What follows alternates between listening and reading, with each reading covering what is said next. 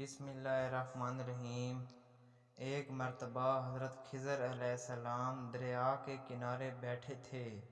اتنے میں کسی سائل نے آ کر ان سے سوال کیا کہ میں آپ سے اللہ کے واسطے سوال کرتا ہوں، مجھے عنایت فرمائیے۔ یہ سن کر حضرت خضر علیہ السلام پر بے ہوشی طاری ہو گئی۔ جب کچھ ہوش ہوا تو فرمانے لگے، بھائی میں تو صرف اپنی جان اور مال کا مالک ہوں۔ تم نے مجھ سے اللہ کے واسطے سوال کیا ہے، لہٰذا میں اپنی جان اور ذات تمہارے حوالے کرتا ہوں۔ تم جس طرح چاہو اس کو استعمال میں لاؤ، بازار میں فروخت کر کے اس کی قیمت سے فائدہ اٹھاؤ۔ چنانچہ سائل ان کو بازار لے گیا اور ایک شخص سہمہ بن ارقم کے ہاتھ ان کو فروخت کر دیا۔ ایک خریدار ان کو اپنے گھر لے گیا جس کی پشت پر اس کا ایک باغ تھا۔ چنانچہ سہمہ نے حضرت خضر علیہ السلام کو ایک کدال دے کر کہا کہ اس سامنے والے پہاڑ جو تقریباً 3 مربع میل رقبہ میں واقع تھا، اس پہاڑ کو مٹی کاٹ کاٹ کر باغ میں ڈالتے رہیں۔ اور یہ حکم دے کر سہمہ اپنی کسی ضرورت سے کہیں چلا گیا اور حضرت خضر علیہ السلام اس پہاڑ سے مٹی کاٹ کاٹ کر باغ میں ڈالنے لگے۔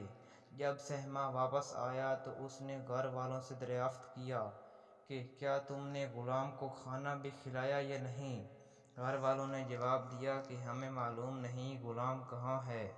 یہ سن کر جب سہمہ خود کھانا لے کر باغ میں آیا تو اس نے دیکھا کہ وہ غلام یعنی حضرت خضر علیہ السلام تمام پہاڑ کی مٹی کاٹ کر ڈال چکے تھے اور اپنے کام سے فارغ ہو کر اپنے مولا حقیقی کی عبادت میں مصروف تھے۔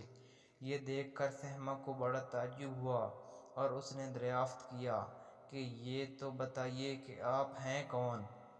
یہ بات سن کر حضرت خضر علیہ السلام پر کچھ بے ہوشی سی طاری ہو گئی اور پھر افاقہ ہونے پر انہوں نے فرمایا کہ بھائی میں خضر ہوں۔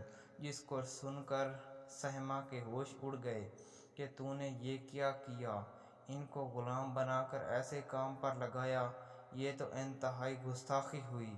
پھر ہوش آنے پر سہمہ نے توبہ کی اور پروردگار سے عذر خواہی کے ساتھ حضرت خضر علیہ السلام کو آزاد کر دیا اور جناب باری میں عرض کیا کہ الہ العالمین مجھ سے اس کا مواخذہ نہ فرمائیے کیونکہ میں ان کو جانتا نہیں تھا۔ اس کے بعد حضرت خضر علیہ السلام نے دعا فرمائی اور سجدہ شکر بجا لائے کہ اے میرے پروردگار، میں تیرے ہی حق میں غلام بنا اور تیرے ہی حق میں آزاد ہوا، اس پر تیرا شکر گزار ہوں۔ بعدازاں واپسی کی اجازت لے کر جب دریا پر واپس آئے تو دیکھا ایک شخص کھڑا دعا مانگ رہا ہے کہ اے میرے رب، حضرت خضر علیہ السلام کو غلامی سے رہائی عطا فرما دے اور ان کی توبہ قبول فرما لے۔ حضرت خضر علیہ السلام نے یہ دیکھ کر اس شخص سے دریافت کیا کہ آخر تو کون ہے؟ تو اس شخص نے بتایا کہ میں شاذون ہوں، آپ کون ہیں؟ انہوں نے فرمایا کہ میں خضر ہوں۔ اس کے بعد شاذون نے کہا کہ اے خضر، تم نے اپنے لیے رہنے کا مکان بنا کر دنیا کی طلب کی ہے، کیونکہ حضرت خضر علیہ السلام کا دریا کے کنارے پر ایک عبادت خانہ تھا۔ بس یہ سن کر وہ میدان میں نکل آئے اور وہیں اللہ کی عبادت میں مصروف ہو گئے۔ اس کے بعد حضرت خضر علیہ السلام نے اسی جگہ ایک درخت لگایا اور اس کے سائے میں عبادت شروع کی تو آواز آئی، اے خضر، جب تم نے درخت کے سائے میں سجدہ کیا تو تم نے دنیا کو آخرت پر ترجیح دی۔ مجھے اپنی عزت و جلال کی قسم ہے، مجھے دنیا کی محبت میں رضامندی نہیں ہے۔ اس کے بعد حضرت خضر علیہ السلام نے شاذون فرشتے سے کہا کہ اے شاذون، دعا کرو کہ اللہ تعالیٰ میری توبہ قبول فرمائے۔ چنانچہ شاذون نے دعا کی اور اللہ تعالیٰ نے شاذون کی برکت سے حضرت خضر علیہ السلام کی توبہ قبول فرما لی۔ خدا کے برگزیدہ بندے اسی حالت میں راضی رہتے ہیں جو اللہ کو منظور ہو۔ بے شک ہماری افلاح بھی اسی میں ہے کہ زندگی کے ہر موڑ پر آنے والے ہر میچ غم میں ہم راضی برضائے رہیں، اللہ تعالیٰ کی چاہت کو سامنے رکھ کر زندگی گزاریں۔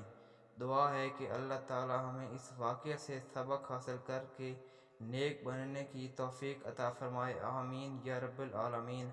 تو ناظرین، اگر آپ اس قسم کے اور واقعات دیکھنا چاہتے ہیں تو میرے چینل RFK وائس کو سبسکرائب ضرور